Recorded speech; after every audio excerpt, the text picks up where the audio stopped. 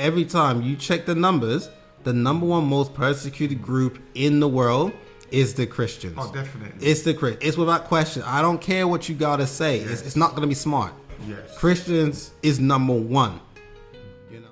So we're going to be reacting now to a video what I found, Earthwalker. What you find? And I know this video is going to annoy you a lot because it's annoyed me. Oh gosh. Now in India, India. they are trying, or they're going to ban evangelism, and Obvious. they've got these little funny laws that's not very clear, and there's a chance that you could get imprisoned, right, for speaking about Jesus on the streets. Let's watch the video. Let's turn the screen over here. Here we go.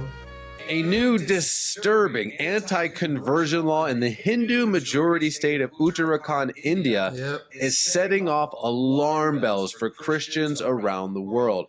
Well, Brian Orme, CEO of Global Christian Relief, is here with the troubling details. So, Brian, what can you tell us about this new law? Yeah, Raj, thanks for having me. First of all, this law is going into effect. There's about 12 states across India that have anti-conversion laws. This is an additional amendment to the Freedom of Religion Bill, which is kind of houses the anti-conversion laws in Uttarakhand, which is just north of Uttar Pradesh. And it basically, it makes it illegal to portray another religion practices as prejudicial in any way, glorifying one religion over the other. This includes social media. It includes, in person. And again, we've seen these anti-conversion laws, how dangerous they are to the Christian community, because anyone can take advantage of them and abuse them. And they're often used to push down the minority Christian community, to falsely accuse them, to imprison pastors, because you can interpret this in such a wide way that it's so complicated. Yeah. Yes. This is obvious. I saw this coming. I hope you guys saw it coming. I mean, you don't need the gift of the Spirit discernment to figure this one out. They've always been anti-Christian over there. Oh, a long time. I mean, years. If you look at the top 10, countries like worst persecutions of Christianity, India is always up in there. Always up in there. Like, it's just horrible. I've seen how a lot of it's especially Hindus have behaved when they get riots. It's like when it comes to mob numbers, it's between India and like Nigeria. Like when they get mad, I've seen videos of a bunch of Hindu guys storming, attacking churches, pulling crosses off of it, getting mad. I seen it looked like, I don't know if it's the police, but it looks like the army. It looks like the army had to get in there and try and defuse things, because I'm not sure, because that doesn't look like police uniform. They've always hated that. And they find out someone they know got converted, they want to kill somebody. It's just so bad out there, man. I don't have respect for India like that at all. I don't care who that offends. If you're against God's people actively, you're trash for that. 100%. Yes. And call it what it is. They were, Christian phobia, whatever. So this law, I keep pointing out, you can abuse it. Yes, that's it. And it's very trickified. It's a very trickified law. Let's continue listening to what this gentleman has to say. That's the thing. It's not, quote unquote, forced conversion. It seems like it's nondescript enough to seem like, a YouTube video of evangelism. Really basic things. This is social media. This is social media. But I was looking at this law and I saw the words life imprisonment on there. I'm like, wait, time out. So this isn't a joke. This isn't a slap on the hand. There's some really serious penalties in this law.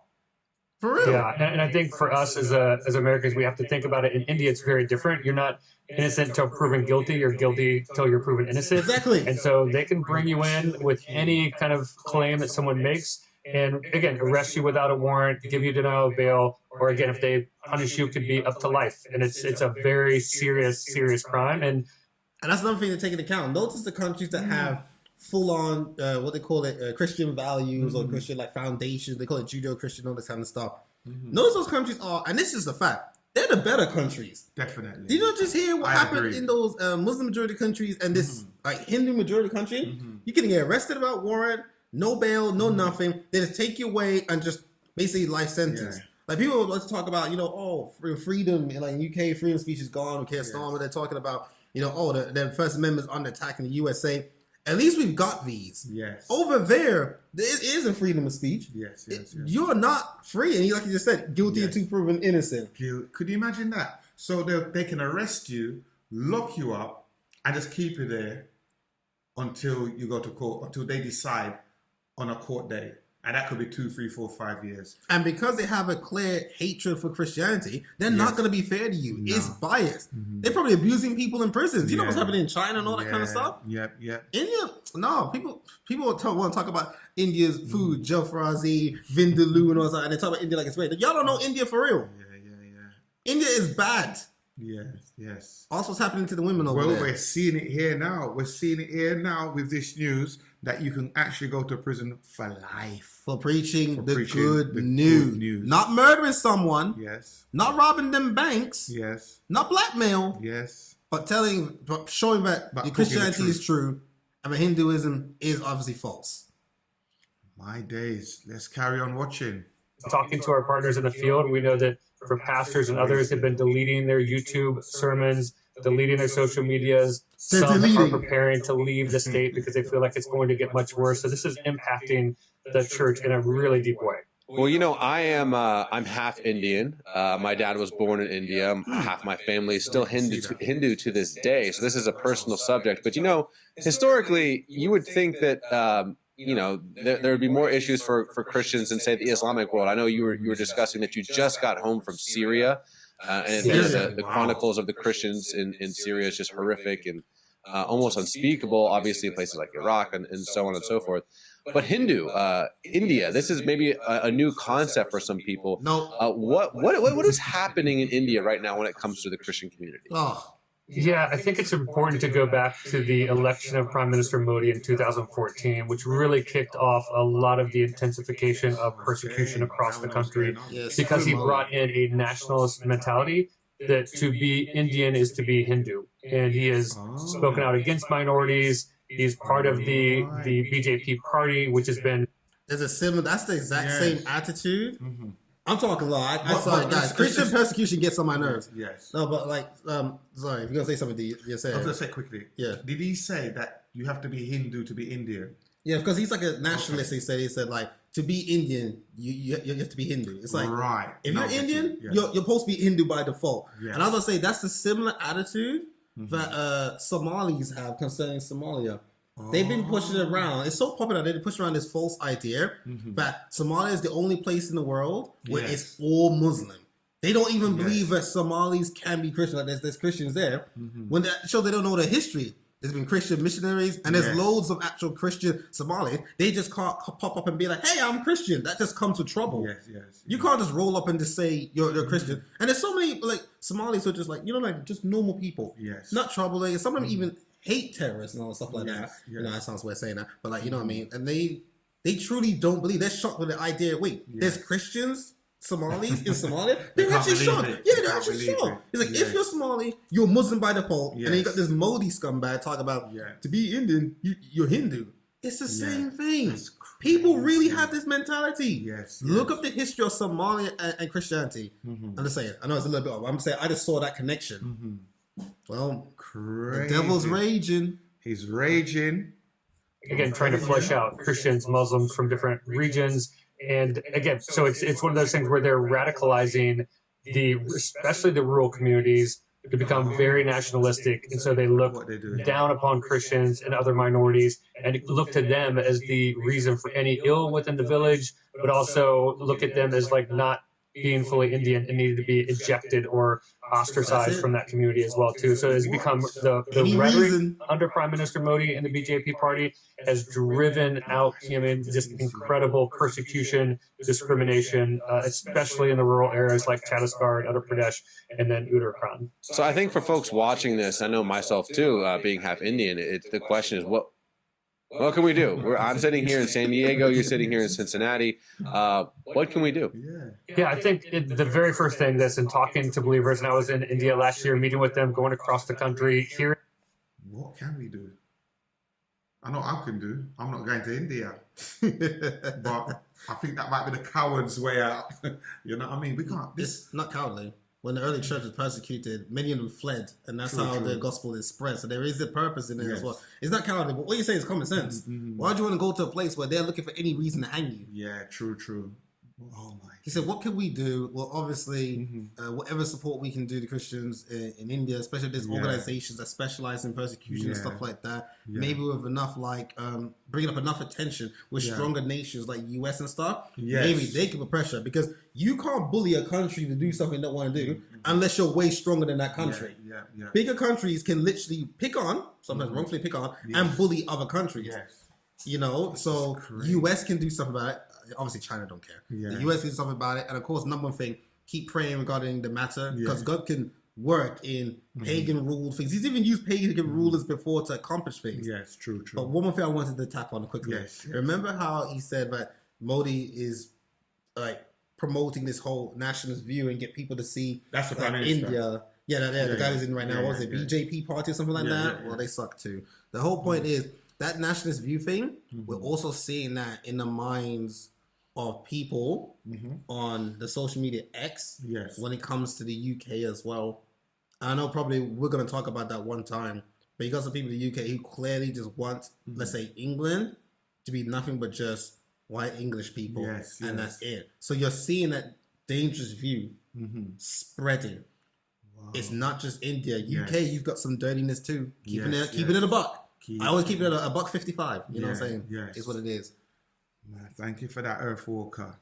Stories firsthand of pastors who'd been in prison, who'd been attacked, Christians who've experienced mob violence because they became Christians and baptized someone in the community, things like that. So it is a really delicate situation. First step is hands down to engage the story, to don't read the news about what's happening in India just as news, engage it through your persecuted family. So enter that story, pray for our persecuted family across India. They don't need our pity. They definitely need our prayers. There's many strong believers who are, again, persevering and resilient through this. And still, the church is growing. God still uses persecution to scatter, to grow, and to strengthen the church.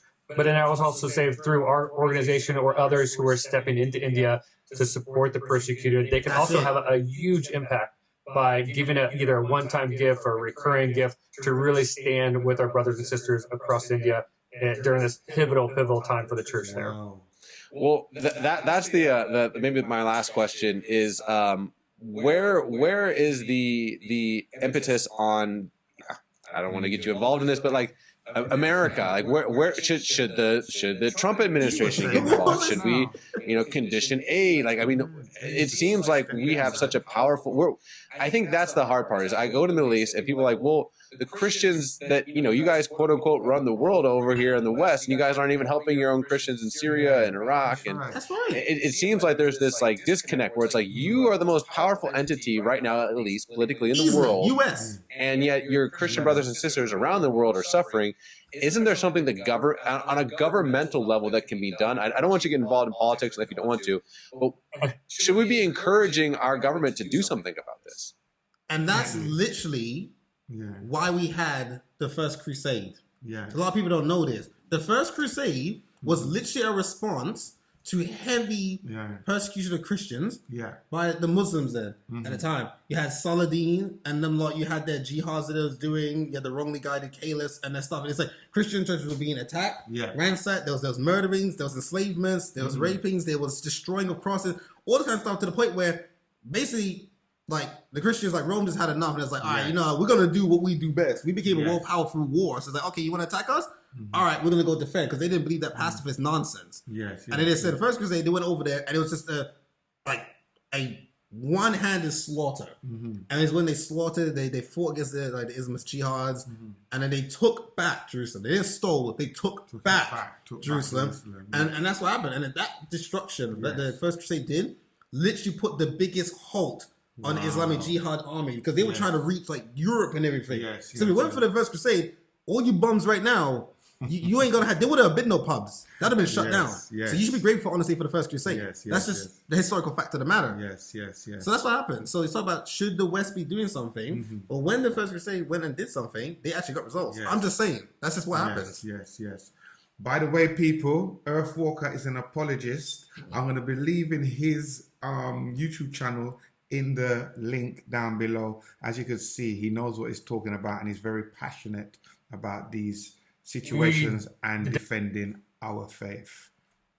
should. And again, even being bipartisan, no matter where you're at on that, to speak up, to say, hey, we see the injustice that is happening under the Prime Minister Modi administration in India, and we want to hold them accountable. And again, like, that is the hard thing, because, obviously with world politics, business, all those things are involved with it. We have very good business relationships, and that's a money pathway, that could be disturbed if we do something different. But I do feel like, for us, it's voicing the need to say this has to be part of the conversation, and we need to raise the flag with it. And it could be uncomfortable, and it could cost us as a country, but there is no other way to see the sufferings and to say we have to have a voice. I do feel like it's the church's impetus, like you mentioned, like it's really on us to say we should be stepping up to help our brothers and sisters across the world and opening our eyes and doing what we can, especially praying. But I would say, again, advocating at the highest levels of government is critical as well. And again, praying for that across the world in places like Nigeria and Iraq and Syria. And of course, even if we talk about, North Korea, places like that too. We have to figure out ways where we can speak from the top levels of authority and leverage our power and influence to help those who are marginalized. Brian, I appreciate your time, my friend. Thanks so much, Raj. Pleasure. Well, people, you see what's going on? So all you guys out there who's got your holiday booked to go to India, if you're a Christian, you better watch out. Don't you even try anything out there. You could be locked up for life. For real. Earth Walker, I know you've got a lot to say, so I'm going to give you, in fact, speak. I'm not going to hold you back. What do you have to say about what you have just watched? I feel I've said the most of what really needs to be said anyway. But it's just that, again, it's another reminder that the persecution of Christians is real. Definitely. It's real. I mean, people want to talk about what's happening to different groups. People want to speak about, what happened to the Irish. They want to talk about what happens in, the Jews, the whole Gaza situation. But every time you check the numbers, the number one most persecuted group in the world is the Christians. Oh, definitely. It's the Christians. It's without question. I don't care what you got to say. Yes. It's not going to be smart. Yes. Christians is number one. Number two, we can talk about that another time. But number one is the Christians. It's real. Yes. And again, this is proof that Christianity is true.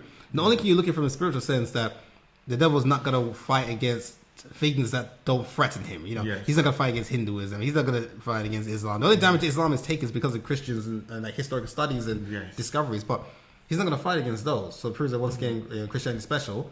But also, Jesus said it was going to happen. That's another prophecy that Jesus made in the Bible. He said that the world will hate you because the world hated me. And he said the world will hate you. And Christianity is persecuted globally. The guy was just listing off some places there. And we got persecution in the UK too. Remember the lady standing opposite side of the street, praying silently across the street from abortion center or something like that? Remember, she wasn't even mouthing anything. It's in her head. Police comes and arrest her. In the UK. Church of England. It's happening all the time. We'll show, we'll react to a few of those videos. It's bad. The persecution is real. Just like Jesus said. So we have to pray about this. We have to be bold and use the freedom that we currently have. I know some people don't like to say that word currently have because you don't know what can happen. Last days, right? And do the most we can right now with, of course, the guidance and the leadership of the Holy Ghost. Just do it now. Like I read my Bible when I'm public transport and stuff like that. Not out loud to trouble, but I just sit there and I just read. In some places you can't do that.